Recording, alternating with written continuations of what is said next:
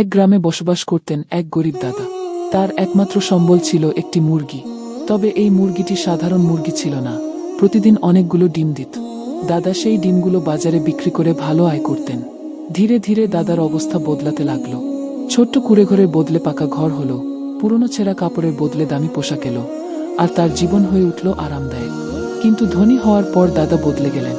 আগে তিনি মুরগিটিকে খুব যত্ন করতেন, খাবার দিতেন, মাথায় হাত বুলিয়ে আদর করতেন। কিন্তু এখন তিনি এত ব্যস্ত হয়ে পড়লেন যে মুরগির খোঁজ নেওয়া প্রায় ভুলেই গেলেন। একদিন মুরগি মন খারাপ করে এক কোণে বসে কাঁদতে লাগলো। তার চোখ থেকে পানি পড়তে দেখে দাদা অবাক হয়ে জিজ্ঞেস করলেন, কি হয়েছে, তুমি কাঁদছো কেন? মুরগি চোখ মুছে বলল, আমি তোমাকে বড়লোক বানালাম, আর তুমি আমার জন্য কিছুই করলে না। আমার খোঁজও নাও না, একটু ভালোবাসাও দেখাও না। দাদা তখন হেসে বললেন, তোমার জন্য কি করতে পারি বলো?